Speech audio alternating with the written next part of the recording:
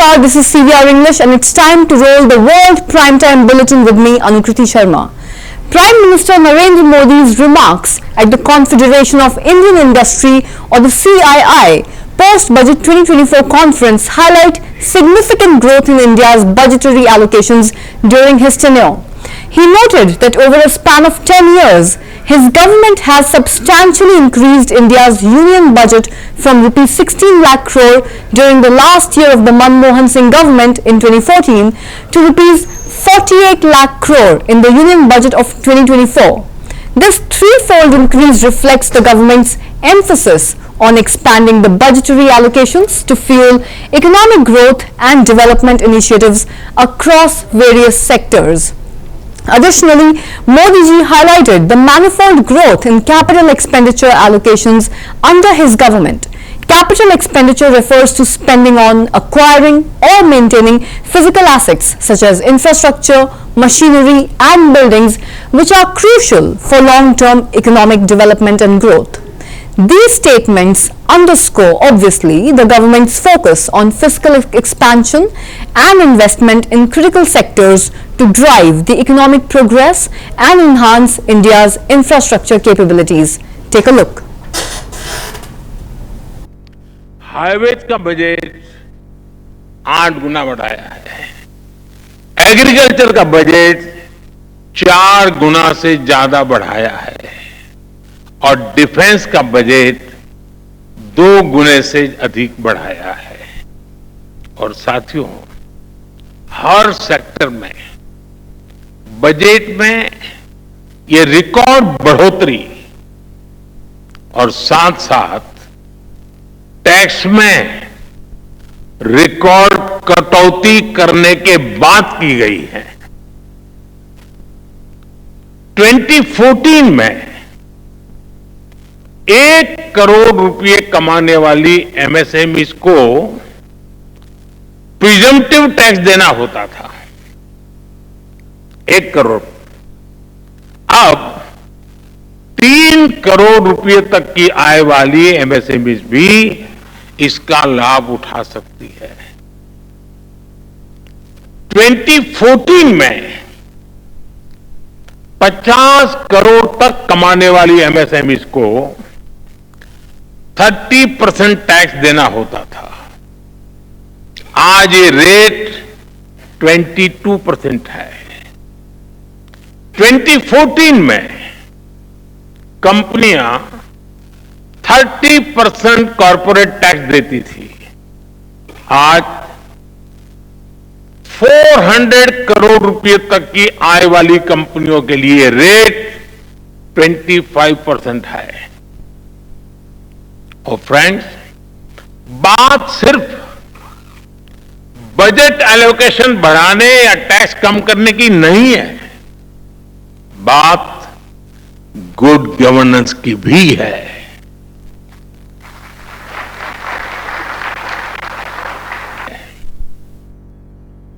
Minister Krishna Baidegaura's inspection of the flood-affected areas in Bagalkot, Mudhol Taluk and other villages which were affected by the overflow of the Krishna River highlights the government's response to natural disasters. Indeed, such inspections are crucial for assessing the extent of damage, coordinating relief efforts and ensuring that these affected communities receive the necessary support that they need, such as shelter, food and medical aid. Take a look at this report.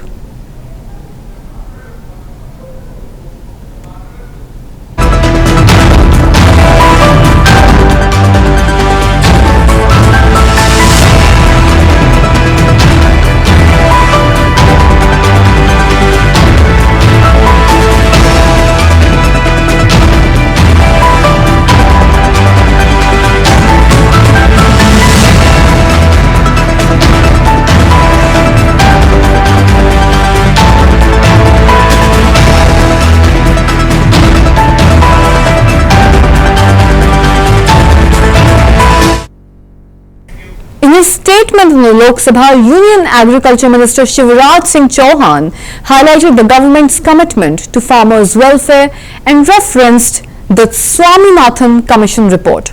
The Swaminathan Commission, which was appointed in 2004 and chaired by Dr. M.S. Swaminathan, recommended that minimum support prices or the MSP for agricultural produce should be fixed at levels that are at least 50% more than the weighted average cost of production. Chauhan's mention of the report suggests that the current government, led by Prime Minister Narendra Modi ji, is emphasizing its support for farmers by presumably implementing or supporting the principles outlined in the Swaminathan Commission report. He contrasts this with the previous United Progressive Alliance or the UPA government, suggesting that it did not implement the recommendations regarding the MSP as proposed by the Swaminathan Commission. This statement, by the way, is a part of the ongoing political discussions and debates which are surrounding the agricultural policies and support mechanisms for the farmers in India. Take a look. माननीय अध्यक्ष महोदय गए थे हरिभजन को और तन लगे कपास। इस प्रश्न का मजाक नहीं है, ये इस प्रश्न से संबंधित नहीं है। फिर भी माननीय अध्यक्ष महोदय मैं ये कहना चाहता हूँ। माननीय मंत्री जी जवाब दे रहे हैं। माननीय अध्यक्ष महोदय मैं दृढ़ता के साथ कहना चाहता हूं, किसान कल्याण के लिए सरकार पूरी तरह से प्रतिबद्ध है, पूरी तरह से प्रतिबद्ध। और जहां तक आप बात कर रहे हैं किसान के कल्याण की, ये प्रधानमंत्री नरेंद्र मोदी जी के नेतृत्व की सरकार है।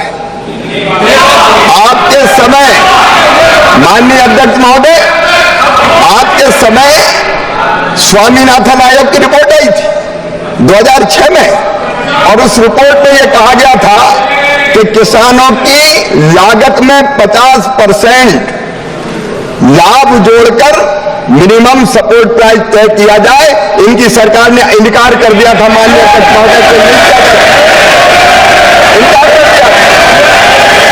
मेरे पास दस्तावेज है माननीय अध्यक्ष महोदय, ये कैबिनेट नोट जो मैंने राज्यसभा के पटल पर रखा था, इनमें माननीय अध्यक्ष महोदय साफ इनकार किया। इनके मंत्री कांतिलाल भूरिया पे उन्होंने कहा कि 50% मुनाफा जोड़ के नहीं दिया जा सकता। आदरणीय शरद पवार के कृषि मंत्री थे, उन्होंने भी कहा कि नहीं दिया जा सकता। और माननीय अध्यक्ष महोदय थॉमस साहब ने भी कहा नहीं दिया जा सकता।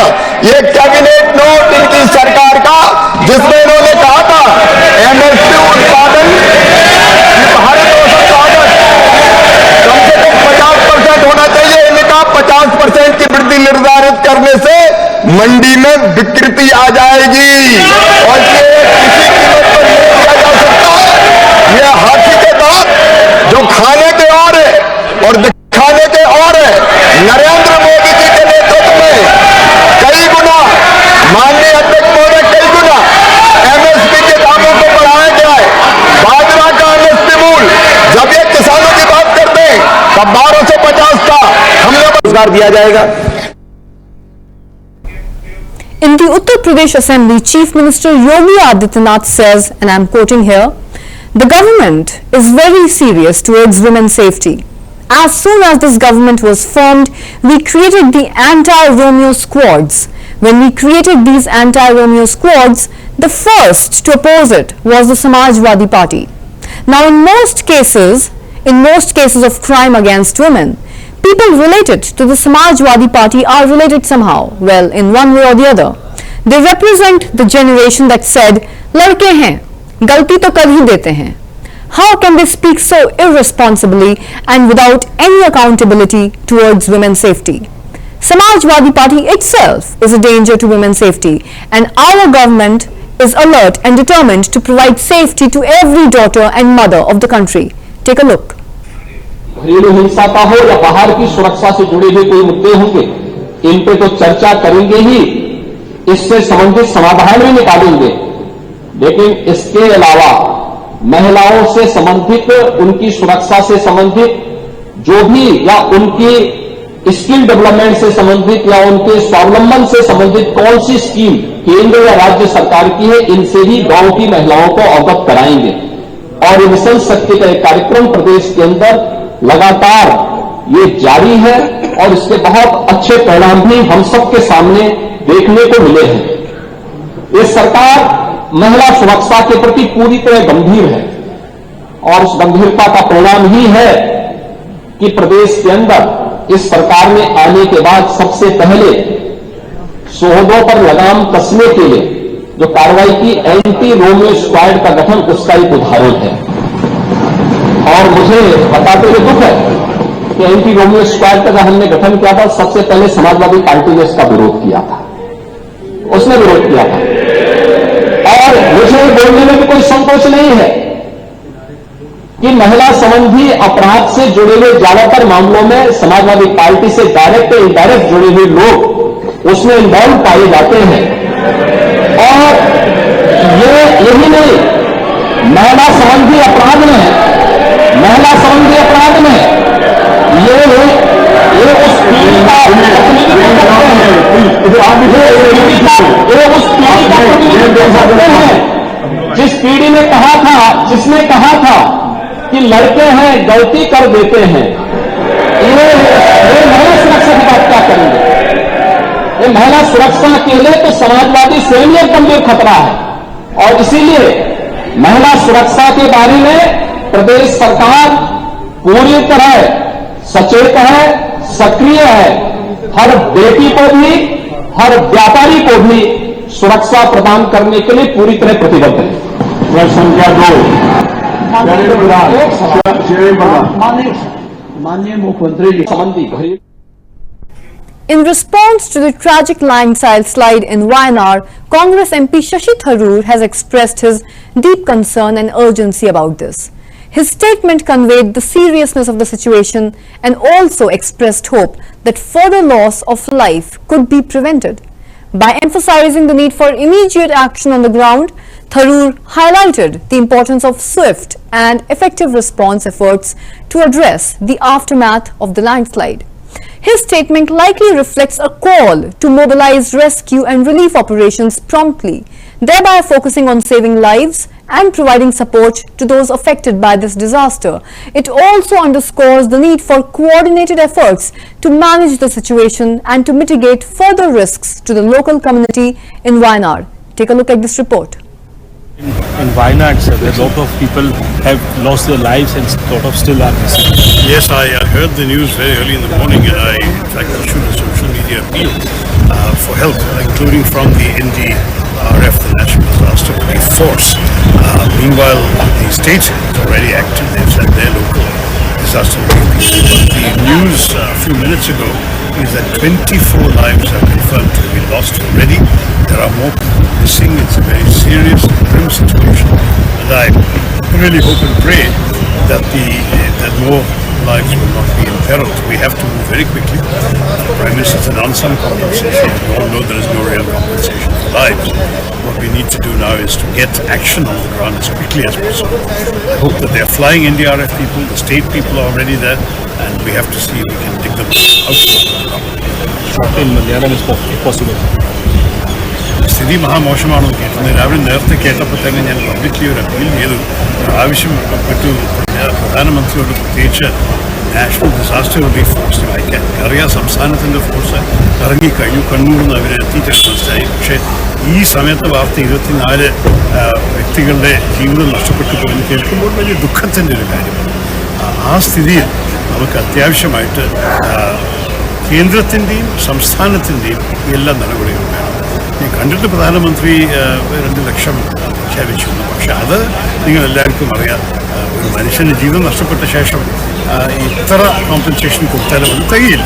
നമുക്ക് ആവശ്യമുള്ളത്, അത്യാവശ്യമുള്ളത് ഒരു റെസ്ക്യൂ എഫർട്ടാണ്. അത് സംസ്ഥാന സർക്കാരും കേന്ദ്ര സർക്കാരും സഹകരിച്ചിട്ടേ പറ്റും. Sir, it's happened in Wayanad, sir, where a lot of people have lost their lives and a lot of still are missing. Yes, I heard the news very early in the morning, and I, in fact, issued a social media appeal for help, including from the NDRF, the National. Prem Prakash Luthra, an 82-year-old master athlete from Poonch district, that's in Jammu and Kashmir, continues to defy age norms with his dedication to fitness and athletic prowess. Despite his advanced age, Luthra impressively participated in 3 events at the Masters Athletics Championship, which was recently held in Mumbai. His remarkable achievements include securing 3rd place medals in the 400-meter race, shot put and javelin throw categories. Luthra's perseverance and success serve as an inspiration, demonstrating that age is no barrier to pursuing one's passion and excelling in sports. Take a look at this report.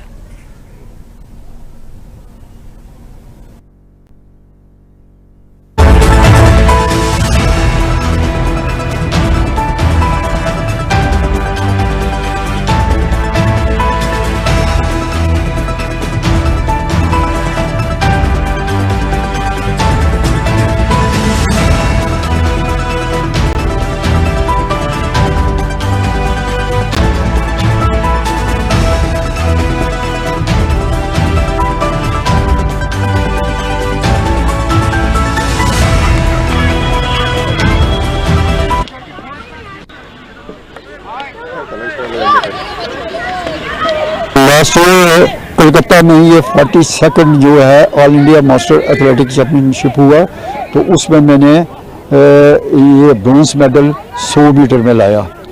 तो उसमें India के अलावा भूटान, श्रीलंका और बांग्लादेश, इन 3 कंट्रियों ने भी वहाँ participate किया था। तो इस साल जो हमारा जो कंपटीशन हुआ वो महाराष्ट्र में हुआ, बम्बई में। तो मैंने 3 इवेंट्स में पार्टिसिपेट किया, जिसमें 400 मीटर में मेरी 3rd place I, shot put में मेरी 3rd प्लेस आई और जेवलिन थ्रो में मेरी 3rd place I.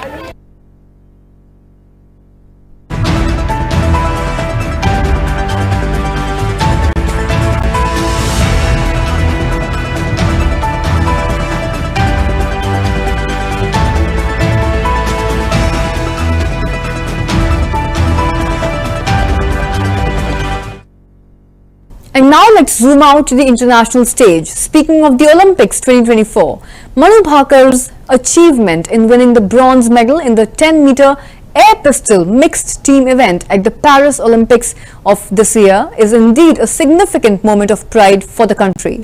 Her father, Ram Krishna Bhakar's statement reflects the gratitude towards the support and encouragement received from fellow countrymen during both good and challenging times.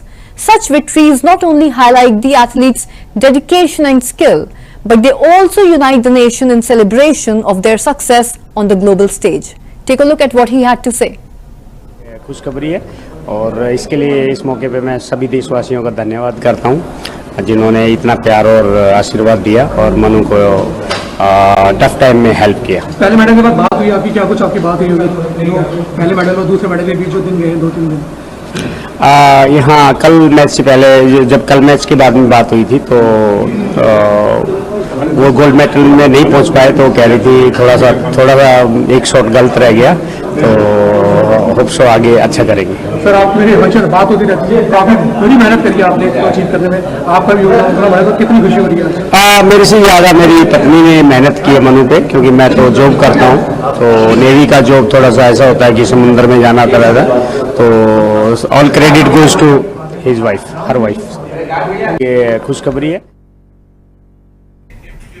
I'm sure you've been catching all the action at the Olympics taking place in Paris this year.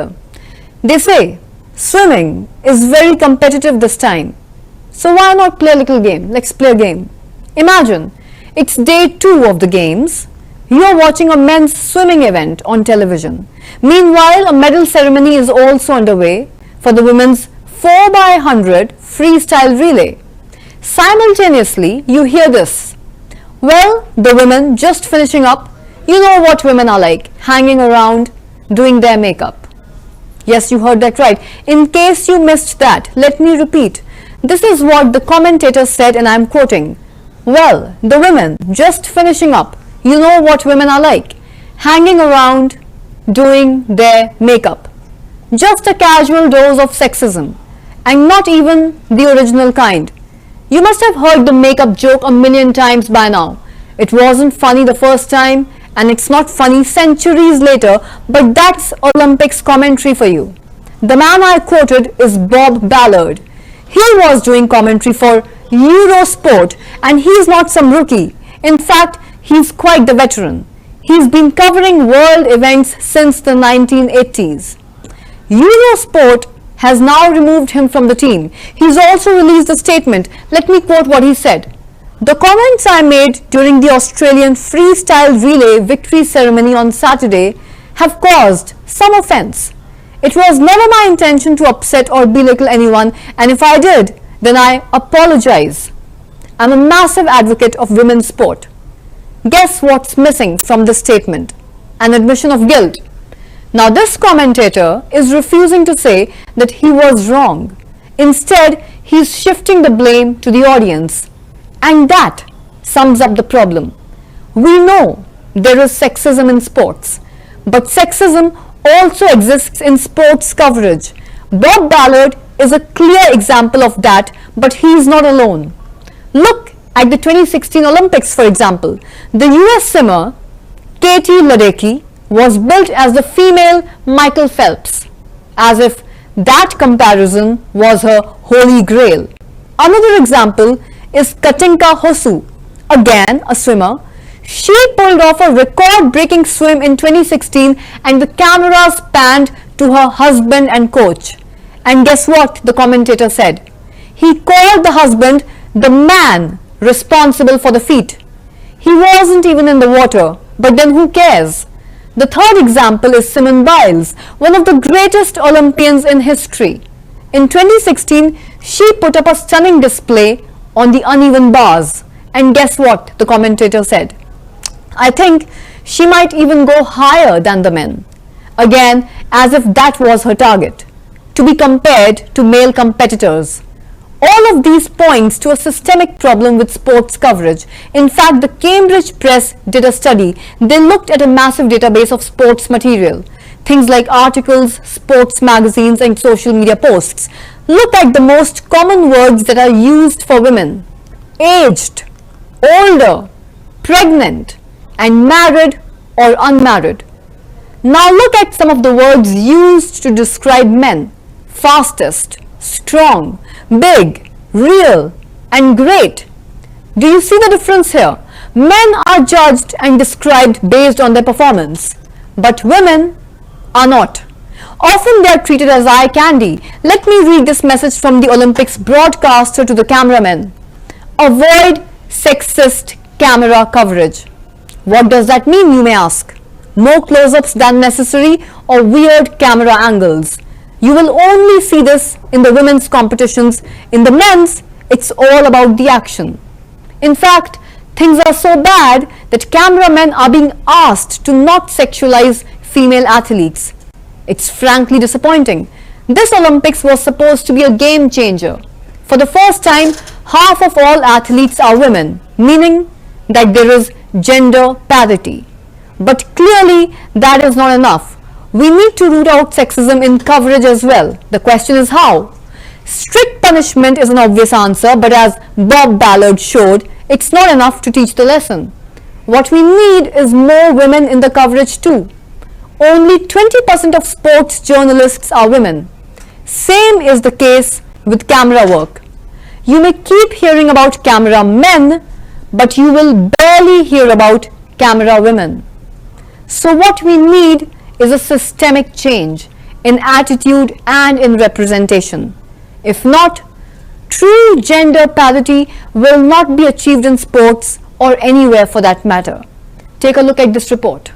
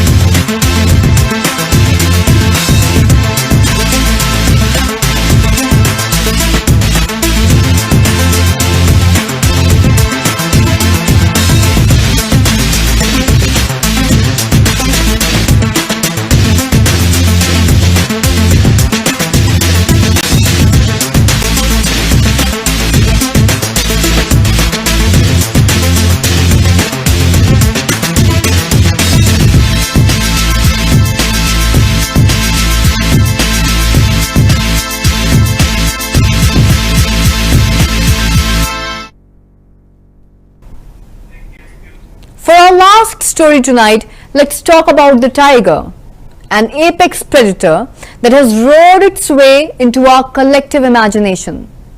Tigers have long left a mark on culture, literature and movies. 29th July, that was yesterday, celebrated every year as World Tiger Day. The majestic beast once freely roamed the world, but that's not the case anymore. In the last century, 97% of the entire tiger population has been wiped out. By the 1970s, their numbers had dwindled to an all-time low. It prompted a global outcry for their protection. Countries like India have since introduced conservation efforts, and the results, must I say, have been impressive.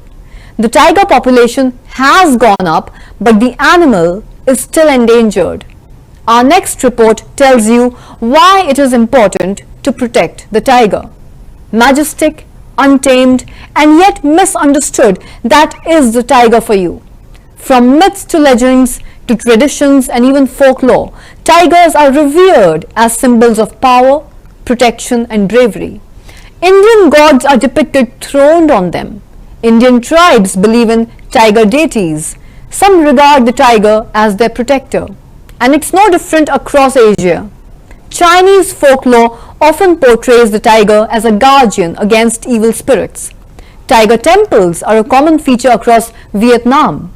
Nepal holds a tiger festival where devotees dress like the animal. The tiger god is an important deity in Taiwan. Japan considers the tiger sacred. Thailand also has a culture of worshipping this animal. So tigers are revered across Asia, but the West has a different relationship with the beast. They are a source of fascination across pop culture. Take movies, for example. In the world of animation, tigers are both heroes as well as villains. There's Kung Fu Panda's Honorable Tigress or the quintessential villain Shere Khan. And then there's everybody's favorite, Tigger from Winnie the Pooh. Modern cinema and literature, however, have taken a slightly different route, exploring the complex relationship between humans and tigers, like the Hollywood movie The Life of Pi. There's a Bengal tiger stranded on a boat with the protagonist. And when these animals are not portrayed as scary, tigers make for good mascots too. There's Tony the Tiger, featuring on millions of boxes of Kellogg's Frosted Flakes. Or even Shera. It was the mascot of the 2010 Commonwealth Games held in India. So why does the tiger resonate with us so deeply? Maybe it's the embodiment of untamed beauty and raw power. But that hasn't stopped us from wiping out most of the tiger population. In the last 100 years, 97% of the global tiger population has been lost. And right now, only about 5,574 tigers remain in the wild worldwide. Around a century ago, 100,000 wild tigers roamed across Asia. And now there's only 4%. Which is why countries are racing to save these majestic beasts. First is India. It's home to world's 80% of the tiger population. The tiger is also the country's national animal. So it's leading the charge with Project Tiger, and the numbers have only gone up in the last decade. China and Thailand too are contributing to the conservation efforts, with the numbers rising in both the countries as well. But despite these recent efforts, the battle to save the tiger is far from over. Habitat loss, poaching and human encroachment continue to pose huge challenges. And this prowling cat may have clawed its way into our hearts, children's storybooks and screens, but it's important to ensure that its stripes never fade from the wild. That was the World Tiger Day, which was celebrated yesterday. And that's all for now in this episode of World Prime Time. And the habitat established in 1936 as Bailey National Park and renamed Jim Corbett National Park in 1957, this tiger reserve in Uttarakhand is the oldest national park in India. It was established to protect the Bengal tiger.